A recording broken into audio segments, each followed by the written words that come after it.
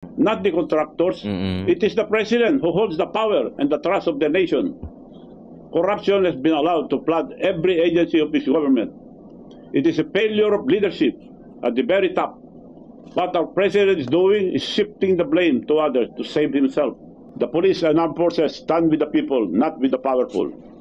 You swore an oath to defend the republic, not any single politician. Yan. Di mo siguro matanggap na yung mga ghost project, yung mga flood control na sinasabi mong na-overwhelm, naloko ka noong mga taong nilagay mo. Diba? Kamag-anak mo man o hindi. Yung mga kamag-anak, yung mga taong nilagay mo, naloko ka during Alright, what's up mga kayon? Welcome back pa rin syempre dito lang sa Joe Malone TV para sa issue ng bayan nating pag-usapan, Hit It Music. Hindi kami natatakot sa katotohanan. Magandang umaga, hapon ng gabi sa inyong lahat mga kayon. Joe Malone TV, issue ng bayan, ating pag-usapan. Tunay na balita, walang kinakampihan. Sumasalamin sa katotohanan lamang para sa mamamayan. Totoo ang laban, hindi puro drama. Grabe, no? Si Manong Chapit ang topic natin for this day. Today is October 28, araw ng Martes sa Pilipinas. Kaya naman, halaga sa solusyon. Laging alerto, mapagmatcha, truth ang hanap. Di kami natitinag, walang palusot, walang dayaan. Tunay ang service, diretsong usapan. Alright. Joe Malone TV, issue ng mega love shoutout sa lahat ng mga viewers natin dyan, ha? Yung mga napapaindak sa kanta natin, maganda yung mensahe, no? In fairness naman doon sa kanta natin. Pasok na pasok, eh. Totoo ang laban, walang kulay, walang kampi. Balita, talakayan, katotohanan. Para sa bayan. Diba? Ang ganda ng mensahe natin dyan talaga naman. No? Ginawa natin yung kanta na yan, yung iba dyan, lyrics natin, yung iba, lyrics nung gumawa nung song, yung melody. Okay? Kaya talagang swak na swak yan. Swak na swak yan. Joe Malone TV. Siyempre, mega love shoutout sa lahat ng members natin dito sa Joe Malone. JU Production, si Ma'am Lorna Serlari, Florina Dacumos, Paulos Lutumbay, si Ma'am Lorna Dani Ubaldo, pati na rin si Manik Sangko. Meron po tayong join membership button dyan mga kayon para sa mga gustong pumasok, mag-share ng blessing. You are so much welcome to this channel, okay? Joe Malone TV. Mega love shoutout sa lahat ng viewers natin abroad. Attendance check muna tayo dyan. Alam nyo na yan. Paki-comment dyan sa baba kung saan man kayo naroroon o yung exact location nyo. At maraming salamat for engagement dyan. Siyempre yung viewers natin dito sa lokal, siyempre sa Pilipinas, lalong-lalo na tayo. Diba? Kayo, lahat na nagsasakripisyo. Paki-comment dyan sa baba kung saan man kayo lupalop naroroon. Maraming salamat sa pag-cooperate. Dahil engagement din yan. Tapos kung hindi naman nakakabala sa inyo, syempre paki-subscribe na rin itong mga channel natin. Yung When Tito Talks, Anything Under the Sun podcast, pinag-uusapan natin yan. Showbiz. Pero nasa politics kasi politics na to eh. Tapos yung Tito ng Ina Mo, syempre para doon sa mga gusto mahilig sa mga pagkain, namimiss nyo yung mga pagkain sa Pilipinas. Tito ng Ina Mo, mahilig din tayong kumain. Hindi naman halata. Maraming salamat sa lahat na nag-comment. Bumabalik na yung views natin ulit. At hayaan nyo, tuloy-tuloy na tayo. Pinapagawa kasi natin yung studio sa kabila. Mas maganda yun. Mas maganda yung setup. Hindi na tayo mag-green screen. Ginanda na natin yung background. Maraming salamat sa pag-subscribe. Paki-double check kung nakasubscribe ka na. Kung hindi pa naman, paki-subscribe na lang. Target natin, 250,000 na subscribers. Para doon sa mga up-to-date na nangyayari sa Duterte. Sa lahat. Maliban sa ito, reaction to. Doon sa kabila. Meron tayong solid Duterte updates. Yung mga update. May tao tayo doon na nakakalad dyan sa paligid. Yung mga umaattend ng rally. Yung mga, kasi hindi natin mapagsasabay-sabay lahat. To tell you honestly. Siyempre, kailangan natin yung reaction. Mas gusto ko to bukod sa comfort space ko to, talagang dito na pag-uusapan natin, nahihimay natin, nadidikdik natin sila through our own opinion. Kasi syempre na ito nakikita natin Diba? Sila yung ginagawa nila dyan, talagang gaguhan sila doon. Pero dito, syempre, plantsahan. Diba? Hihimay-himay na, tsatsaniin natin yan. Diba? Papasukin na natin si Manong Chavit Singson dahil marami itong ibubulgar at talagang nagbukas na rin ng saloobin. Tinawag nga niya na weak leader gaya ng sinabi ni Tatay Digong kay Bongbong Marcos. Panoorin My natin. fellow Filipinos, I speak to you today as a Filipino who has dedicated my life to public service and love this country too much to stay silent. Yun. I once believed our nation was finally rising, only to see corruption pull it back down again. Our people are struggling. Prices are high.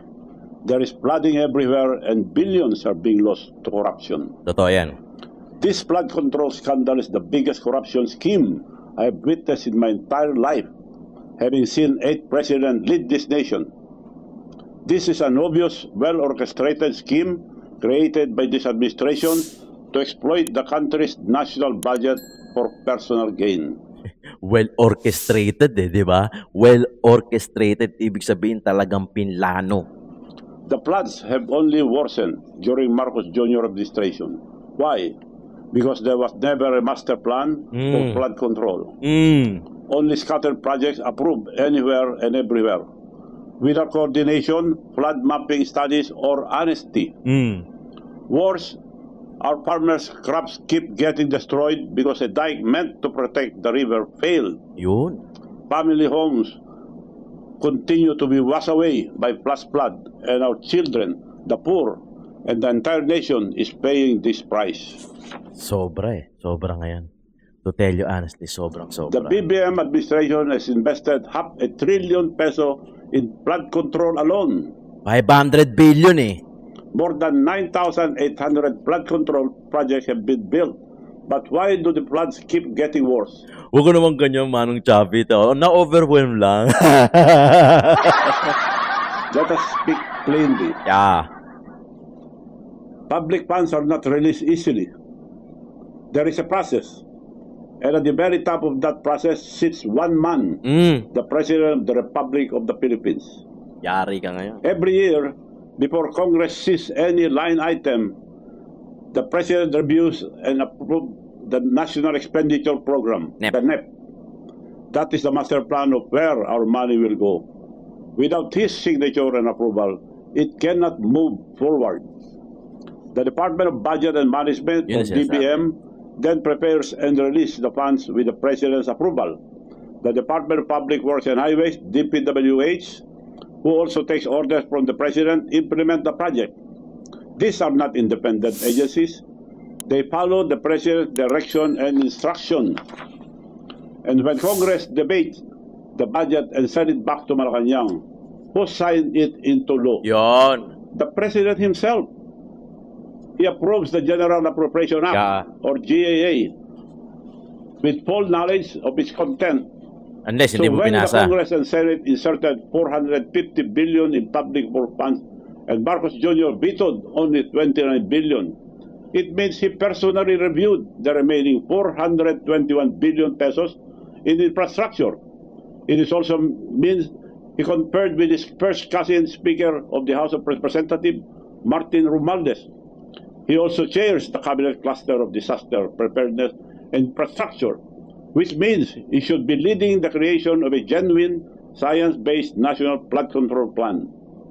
He is responsible for the long-term plan of his own Build Better More program. But instead, it has turned into Build More, Waste More. Every major flood project, every rehabilitation program, every large-scale public works, all of it passes through his desk. He reviews every plan and approves every peso. So tell me, how can anyone say, I don't know? How can he say, you should be ashamed of yourself? Perhaps it is you that you should be ashamed of yourself, Mr. President. Mahiya. Filipinos' hard-earned pesos have disappeared into flood control project. Like ghosts. Who carries the ultimate responsibility? Yan. It is not the officials.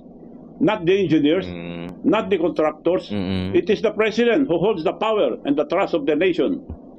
Corruption has been allowed to flood every agency of this government. It is a failure of leadership at the very top. What our president is doing is shifting the blame to others to save himself. That, ladies and gentlemen, is called a weak leader. Weak leader. Let me ask this simple question. Why is the ICI, the Independent Commission on Infrastructure, not investigating Ilocos Norte? Yan! Did you know that majority of the flood control projects in Ilocos Norte are contracted to either the Discayas or the newly elected Lawag mayor, handpicked by the president himself? Almost 4 billion pesos have been funded to this mayor, who is their favorite contractor since Bongbong administration. Why is this not being flagged? The controversial Discayas themselves have 2.7 billion flood control projects that are paid in advance, with some uncompleted in Ilocos Norte. Why are the investigations skipping Ilocos Norte? The clearest example of how corruption hides under political protection.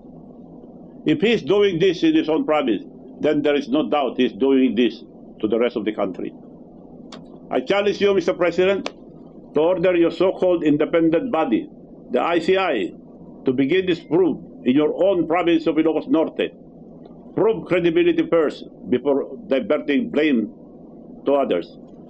I challenge the youth and the religious group to accompany the ICI in their investigation of Ilocos Norte.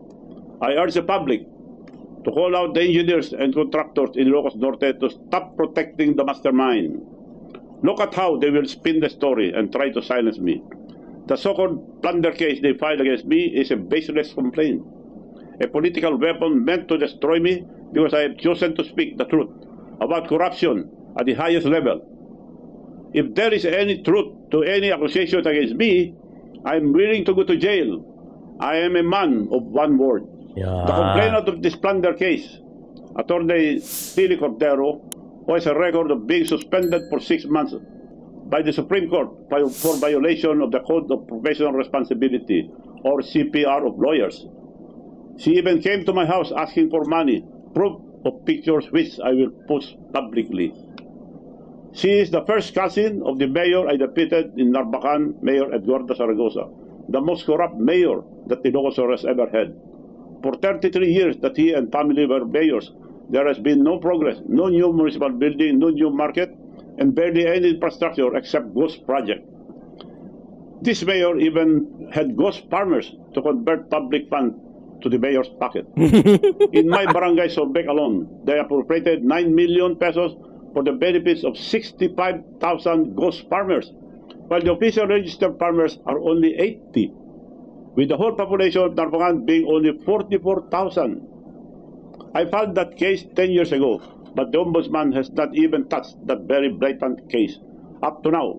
Why have they accepted this fake complaint against me in just 1 day, but not act on the real plunder case I filed against Mayor Zaragoza? This is how they operate. Silence the whistleblower and protect the corrupt. Yan. Protect the They attack me corrupt. because I'm not afraid to tell the truth. But take note, all their paid online troll farms and their attack dogs will never silence me. Yan, yan yung mga I care, we care. Ang dami niyan, ang dami niyan. My countrymen, let us no longer be fooled. We keep trusting the same name.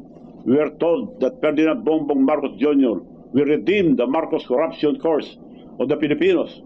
But look around, his government agencies are flooding with corruption. And before it blows up into his face, he used the SUNA to tell the story as if he is the hero who uncovered the mess to save himself while deflecting the blame on others. Let's not be made stupid.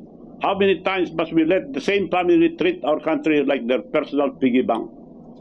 How many times must we trust the same name and expect a different result? If we truly love our country and children, then we must break this cycle. Yan. We are on the verge of exposing the biggest corruption scandal in the Philippine history. And should stop now. We should not stop now. Let us not allow the ICI, which was created by the President himself, to control or limit the investigation Allow different groups to investigate in the ICI who will not be afraid to ask hard questions. Yan. And it should be viewed publicly Yun. for transparency. We cannot let them protect his friends and his cousins, his family, and most of all, the president himself. Now that the truth is out, we cannot wait for change. We must force it. Thus in power will not fix this system. It must be the people. First, to our farmers and workers, demand accountability. Your fields are still flooded, even after billions have been spent. Your roads keep collapsing after every storm, and your towns still sink in mud. Second, let the student lead, stand up, organize, and lead the peaceful but powerful movement. This is your future. They are stealing. Stand united. As one. When the youth stand united as one, no power can silence them. Third, and I appeal to all politicians, politicians should set aside ambition. Forget colors, forget alliances. This is no longer about politics. This is about restoring the nation's honor. Ligaw na Those eh. who still have integrity, speak now. History will remember the few who stood up and forget the many who stayed silent. Marami Fourth, yan. the police and armed forces stand with the people, not with the powerful. You swore an oath to defend the republic, not any single politician. Yan. When the people protest peacefully, please protect them. Do not prosecute them. For our mutual education, the primary provision that defines the duty of the armed forces of the Philippines under the Constitution is Section 3, Article 2, which provides, thus, civilian authority is at all times supreme over the military. The armed forces of the Philippines is the protector of the people and the state to secure the sovereignty of the state and the integrity of the national territory. Reading the above provision does not say that the AFP is the protector of the president and his government. It says protector of the people and the state. Yan. And finally, to all Filipinos, demand accountability at the top. The truth can no longer be hidden, and the people will no longer be silenced. We are not stupid. We deserve better. Our children deserve better. Galing. If we stay silent, the truth will be buried again. Yes. And our children will pay the price. Yes. This is not about politics. It is about true or sober leadership and accountability. If the president cannot face the truth and take responsibility for his failures, he must step aside for the sake of the nation. A voluntary resignation would not be a humiliation. It would be an act of dignity, a rare moment of courage that could still restore trust in our institution. Every peso diverted and every project that doesn't exist is not just a waste. It is a loss of life, loss of security, loss of dignity. I urge all of you to rise and speak and to act now so that the truth may guide our country forward. Thank you, and may God bless the Philippines. Grabe. This is Manong Chavit Singson. Grabe, Manong. Okay. Thank you, Manong Chavit, sa boses. Ang ganda ng mensahe ni Manong Chavit na dapat tayong tumayo, magkaisa. Huwag natin kalabanin yung tao. Kalabanin natin yung para maibalik yung nation. Yung ganda yung kaayusan ng gobyerno natin. To tell you honestly, minsan iisipin mo din kung valid ba yung botohan, kung meron namang sistema sa likuran. Alam niyo yun? Di ba parang kasi, ang nangyayari kasi ngayon, okay, may botohan, may papalusutin na mananalo, pero baka mamaya meron ng sistema dyan, di natin alam, di ba? Nakakainis, nakakaawa yung bansa natin. Pinag-uusapan tayo sa ibang bansa. Okay lang kayang-kaya ng Pilipino yun eh. Yung pinag-uusapan yun, chismis, kayang-kayang tanggapin ng Pilipino yun. Pero minsan may tatagos eh, di ba? May mga chismis sa atin, sa bansa natin na okay lang yan. Ang Pilipino, nasusunugan na nga, nananakawan na, tumatawa pa eh, di ba? Pero minsan may tatagos eh. Aminin natin, di ba? May mga iilan na words na tatagos sa puso. At ito yun, di ba? Talagang sobrang, tama naman si Tatay Digong nung nabanggit niya yung weak leader. Even Manong Chavit Singson, nasabi din niya yung weak leader. Sana ka na lang. Give way ka na lang doon sa talagang Hindi naman kahihiyan yun eh. Yung pagsuko sa laban, yung pag-atras sa laban. I don't think kahihiyan yun sa ano mo sa sarili mo. Mas madaling tanggapin yun. Baka nga mas katuwaan ka pa. Baka nga mas mahalin ka pa ng mga Duterte o ng mga taong bayan pagka nag-step aside ka at hinayaan mo ng yung iba naman ang mamuno. Wag na natin ipilit kung hindi talaga kaya. Ang dami ng lapses. Ang dami ng lapses. Tama si Manong eh. Ituwid natin.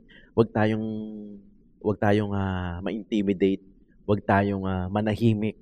Bagkus sabihin natin kung ano yung nararamdaman natin. Sabihin natin kung ano yung totoo. Kasi hindi naman tayo na magbabayad nito eh. Ikaw, ako, mga may edad dyan, 40, 50, ilang taon na lang tayo. Di ba? Ang magbabayad nito yung mga anak natin. And if you care enough doon sa mga anak natin, dapat ngayon palang magsalita na tayo. Tama si Chabit, tama si Manong. Dapat hindi tayo, pag tumahimik tayo, parang lang natin kununsinti yung maling ginawa nila. Parang natin binaon sa limot yung corruption. Parang okay na lang yan. Naloko nyo kami. Okay, better luck next time. Parang ganun. Hindi eh. Ang laki ng perang nawala na dapat sa mahihirap mapunta o hindi na sa mahihirap, sa taong bayan. Mahirap, may kaya, mayaman. Kasi pare-parehas naman tao yan. Huwag natin tignan sa ganun mga kayo na hindi okay lang yung mga mayayaman. Kasi mayaman naman yan eh. Yung mga yumaman na talagang naghirap para yumaman, parte pa rin sila ng gobyerno. Huwag natin iset aside na okay lang yung mayayaman, doon tayo sa mahihirap mag-focus. Hindi. Siyempre, pinaghirapan din nila yan. Yung mga naghirap hindi ko sinasabi yung mga nangurap. Di ba? Saka hindi, talagang sobra yung ginawa nila. Ang daming nagsakripisyo ng flood control. Ang daming binaha. Ang daming nawalang buhay. Ang daming nawalan ng bahay. And I know the feeling kung magkano ang ginagastos sa bahay dahil napaparenovate ako, di ba?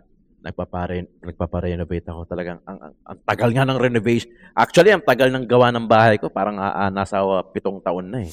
Unti-unti kasi pag nagkapera, paggawa. Pag wala, stop. Pag nagkapera, paggawa. Hanggang sa ngayon, sa wakas na matatapos na din. Pero syempre, pag natapos siya, yung mga gamit pa, so may gastos pa rin. So hindi pa rin siya talaga tapos. Tapos lang yung bahay itself.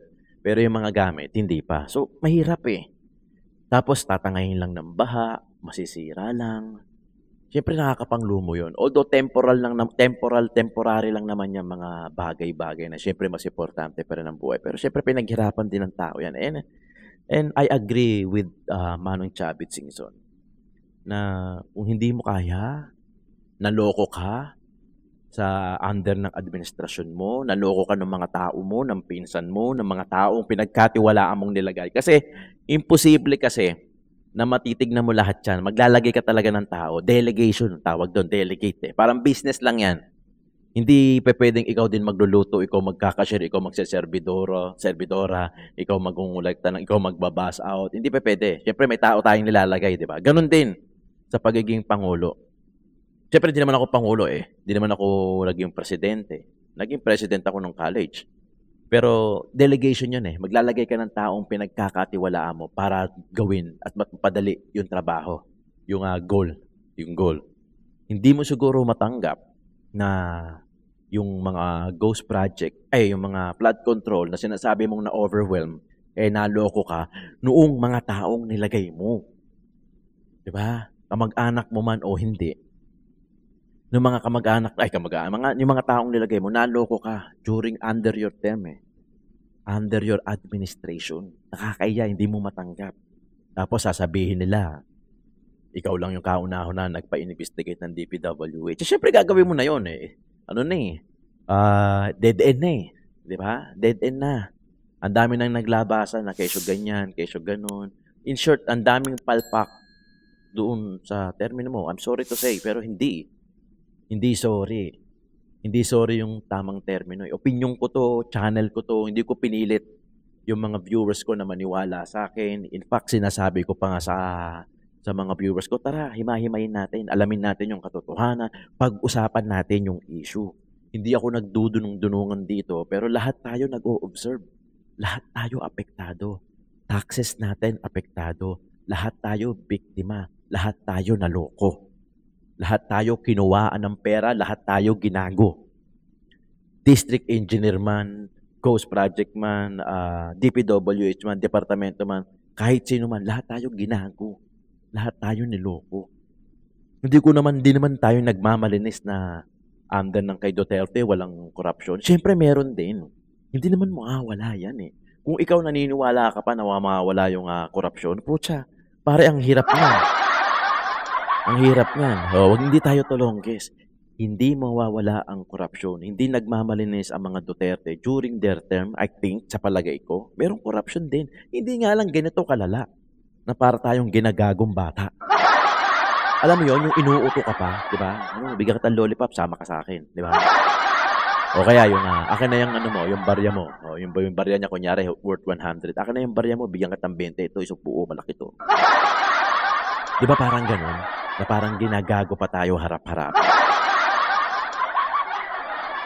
Hindi natin inaalis na kay Marcos lang may korupsyon.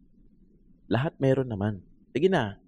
Baka sabihin na nagmamalinis yung Duterte. Meron din sa kanila. Nga lang hindi ganito kalaki. Ito, bilyon ang usapan. Tapos napunta sa Ghost Project. Tapos nakalagay, completed. Tapos wala naman nangyari. Puta. Wag naman ganung lokohan. Wag naman ganung gaguhan. Diba? Alam naman namin aware naman namin na yung taxes namin nakukurap kahit papaano. Pero ito, grabe to. Pucha, walang patawad to. O even si Satanas sasaludo sa'yo pag nakita ka. Sabi ni sa Satanas, puta.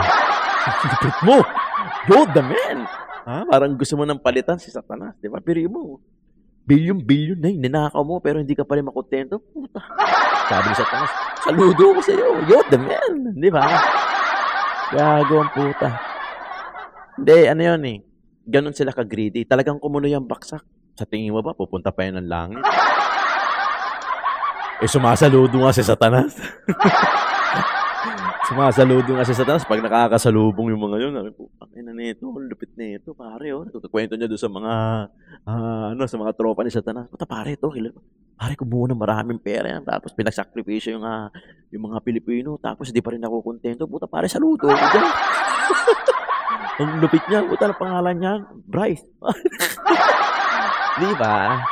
Hindi, sa akin lang, opinion lang to. Wala tayong pilitan dito. Pero ako magsasalita ako. Sana kayo rin. Pero kung, hindi tama Walang mali sa tama. Walang mali sa pagsasabi ng tama at boses ng tama. Opinion mo, channel ko, although marami nanonood din sa akin kahit papano. Pero I'm pretty sure naman itong mga manonood ko, we are actually sharing the same goal. Na sana bumalik sa dati ang Pilipinas, yung maganda, maiayos, mag-stood up doon sa mga korap,